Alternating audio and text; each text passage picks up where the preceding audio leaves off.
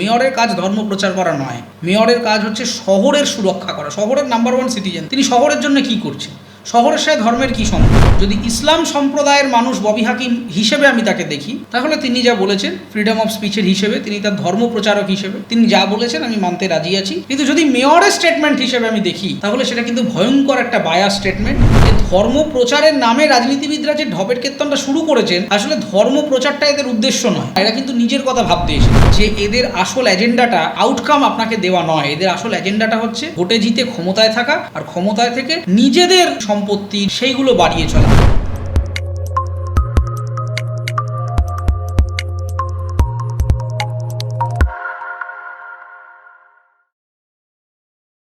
ফিরহাদ হাকিম বলেছেন যারা ইসলাম ধর্মে জন্মেনি তারা নাকি দুর্ভাগা। দেখুন, এই মুহূর্তে সমগ্র ভারতবর্ষে একটা রিলিজিয়াস র্যাডিক্যালিজম তৈরি হয়েছে। আমাদের সংবিধানে লেখা আছে আমরা সেকুলার, কিন্তু আমরা মোটেই সেকুলারিজমকে মানছি বলে কোনো ক্ষেত্রেই আমার মনে হচ্ছে না, বাংলাতেও না, সর্বভারতীয় প্রেক্ষাপটেও না। কনস্ট্যান্টলি গভর্নমেন্ট যদি এইভাবে রিলিজিয়াস অ্যাক্টিভিটির মধ্যে ঢুকতে থাকে, তাহলে ফ্রান্স আর আমার মধ্যে পার্থক্য কী? আমার এখানে সংবিধানে সেকুলার কথাটা লেখা রয়েছে কেন? যে গভর্নমেন্ট সরাসরি কোনো রকম ধর্মীয় বিষয়ের মধ্যে ইন্টারফেয়ার করবে না বা এন্ডোর্স করবে না, কিন্তু একই রকমভাবে বিজেপিও যা করে যাচ্ছে, তৃণমূল তার একটা কাউন্টার অ্যাঙ্গেল তৈরি করেছে। এবার দেখুন, ববি হাকিম মহাশয় যে কথাটা বলেছেন ওইখানে জায়গায় গিয়ে, এবার তার দু তিনটে কনটেক্সট হতে পারে। এক, তিনি যদি একজন ইসলাম সম্প্রদায়ের মানুষ হিসাবে আমি যদি তাকে দেখি, তার রাজনৈতিক পরিচয়টা বাদ দিয়ে, তাহলে আমি সেটাকে একটা নির্দিষ্ট অ্যাঙ্গেল থেকে দেখব। তার কারণ প্রত্যেক ধর্মের একটা নিজস্ব প্রতিষ্ঠা বা নিজস্ব যে প্রসারের একটা ইডিওলজি থাকে, সেটা হিন্দুদেরও আছে, খ্রিস্টানদেরও আছে, ইসলাম ধর্মেরও আছে, অন্য যে কোনো ধর্মের আছে। মূলত যারা পপুলার ধর্ম, তাদের মধ্যে একটা পপুলিস্ট থাকে যে ধর্ম প্রচার করা। এই নিয়ে পৃথিবীতে অনেক বড় বড় ঘটনা ঘটেছে, অনেক এই কনভার্সন রিলেটেড প্রবলেম হয়েছে। ব্রিটিশরা যখন ছিল খ্রিস্টান কনভার্সন হয়েছে। আচ্ছা, তারপরে যখন মুঘল ইনভেশন হয়েছে, তখন একটা বড় অঙ্কের কনভার্সন হয়েছে ইসলাম ধর্মে। এমনকি অ্যানথ্রোপোলজিস্টরা বা এথনোগ্রাফাররা বলছেন যে ভারতবর্ষের অধিকাংশ মুসলিম আসলে কনভার্টেড হিন্দু। এই নিয়ে প্রচুর কন্ট্রোভার্সি রয়েছে।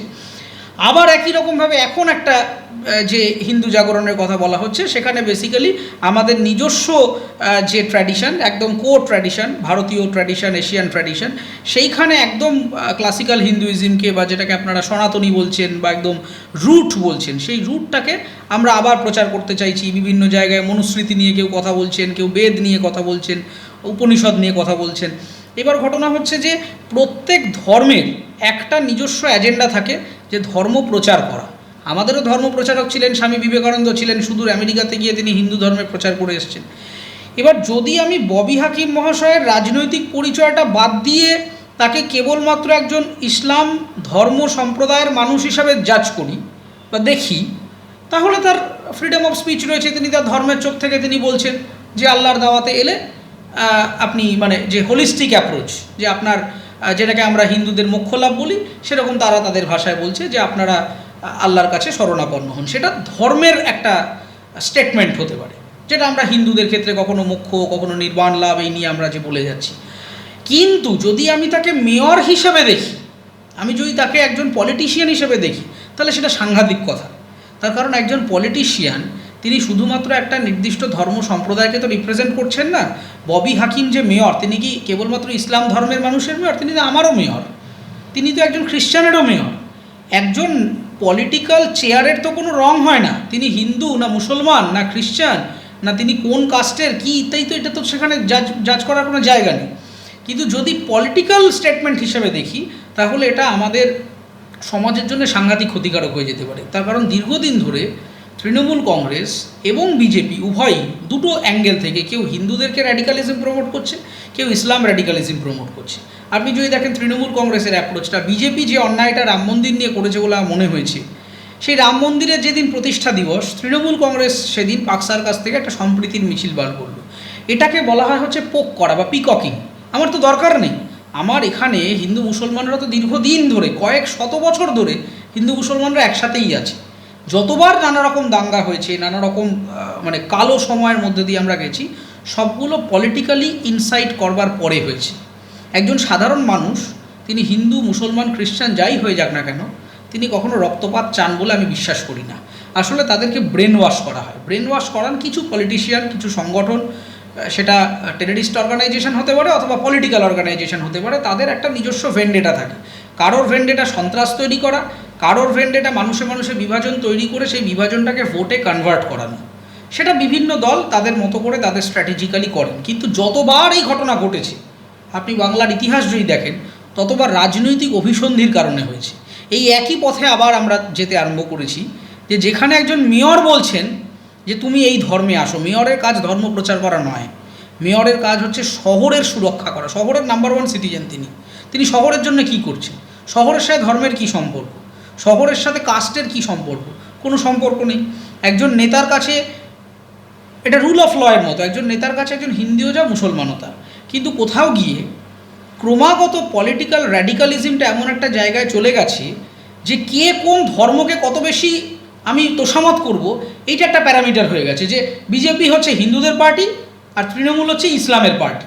আরে এরমভাবে ভারতবর্ষের লেখা নেই সংবিধানটা। এটা যে করছে, যদি দুটি দল করে থাকে সাংঘাতিক অন্যায় করছে। একটা দল কোনো নির্দিষ্ট ধর্মের ভিত্তিতে হয় না, তাই যদি হয় তাহলে সেটা ধর্মীয় সংগঠন হবে, সেটা কখনো পলিটিক্যাল অর্গানাইজেশন হতে পারে না। তৃণমূল কংগ্রেসের, আমি যদি ভোট দেই তৃণমূলকে, আমি যদি হিন্দু হই, আমি ভোট দেবো না? তাহলে তুমি ভোটে দাঁড়াচ্ছ কেন? তুমি তো মানে এই যে রিপ্রেজেন্টেশন অফ পিপল, তুমি মানুষের প্রতিনিধি। মানুষের প্রতিনিধি না তুমি কোনো ধর্মগ্রন্থের বা কোনো ধর্মীয় প্রতিষ্ঠানের প্রতিনিধি, সেটা তো তোমাকে আগে বুঝতে হবে। এই যে নিয়মিত মুখ্যমন্ত্রী থেকে মেয়র থেকে দিনের পর দিন কখনো মন্দির নিয়ে রাজনীতি করছেন, কখনো মসজিদ দিয়ে রাজনীতি করছেন, দিল্লিতে এক পার্টি করছে, এখানে আরেক পার্টি করছে। এই যে একটা ভয়ঙ্কর খেলায় আমরা শুরু করেছি, এটা যে কত খারাপ দিকে আমাদের নিয়ে যাচ্ছে আমরা এখনও বুঝতে পারছি না। এটা অত্যন্ত অ্যালার্মিং। আমি আবারও বলছি, যদি ইসলাম সম্প্রদায়ের মানুষ ববি হাকিম হিসেবে আমি তাকে দেখি, তাহলে তিনি যা বলেছেন ফ্রিডম অফ স্পিচের হিসেবে, তিনি তার ধর্ম প্রচারক হিসেবে তিনি যা বলেছেন আমি মানতে রাজি আছি, যে সেই ধর্মের একটা এজেন্ডা থাকে, একটা ভিশন থাকে, সেই ভিশন থেকে তিনি আল্লাহর বাণী প্রচার করছেন, আমার কোনো অসুবিধা নেই।